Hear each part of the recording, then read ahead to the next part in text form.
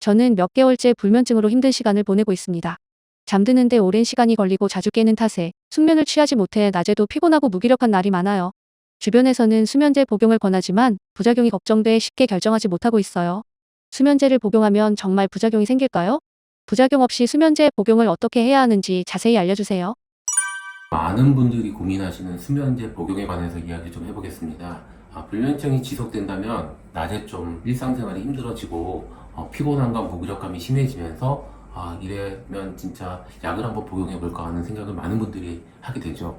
하지만 수면제에 대한 부작용 또는 내성, 중독 이런 이야기를 듣고 걱정이 돼서 그런 것에 대한 고민을 많이 하게 되는 경우가 사실입니다. 과연 수면제라는 약은 어떻게 작용을 하게 되고 장기적으로 복용한다면 어떤 문제가 생길 수 있을까요? 수면제는 뇌의 신경활동을 억제해서 자연스럽게 졸음을 유도하는 역할을 하게 되죠. 수면제를 크게 본다면 벤조다이아제핀 같은 약과 비벤조다이아제핀 계열 그리고 지드럭이라고 하는 직접적인 수면 작용을 하는 약물의 작용으로 나누게 됩니다. 벤조다이아제핀 계열은요, 신경 자체를 좀 진정시키고 안정시키고 그리고 우리 몸의 근육 같은 것을 좀 이완시키는 효과가 있어서 사실은 간접적인 효과로 이런 수면의 작용이 나타나게 되지만 이 약물 자체가 약간 기본적으로 의존성이 좀 있고 약을 지속적으로 복용할 경우에 약물의 용량이 늘어날 가능성이 좀 있습니다.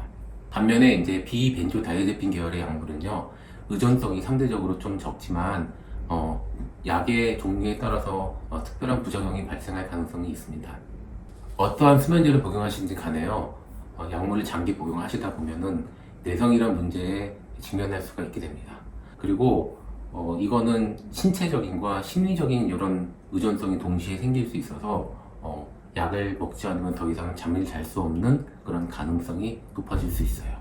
또는 일부 사람들에서는 특히 이제 벤조다이아제핀 계열의 약물을 복용하시는 분들에 있어서는 기억력의 저하라든지 집중력의 감소가 나타나기도 합니다.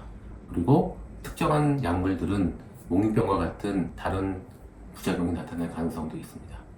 그러면 수면제는 언제 복용하는 것이 가장 좋을까요? 불면증이 너무 심해서 일상생활이 너무 힘들다.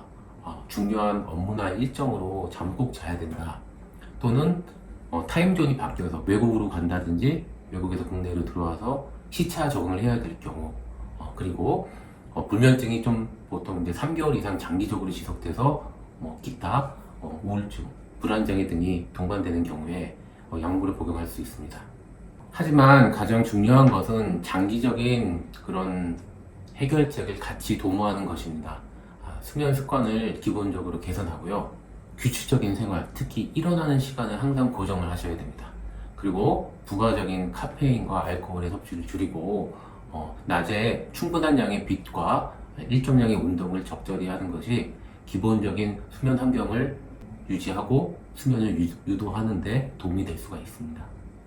자, 불면증이 계속된다면 조급한 마음을 좀 내려놓으셔야 되고요.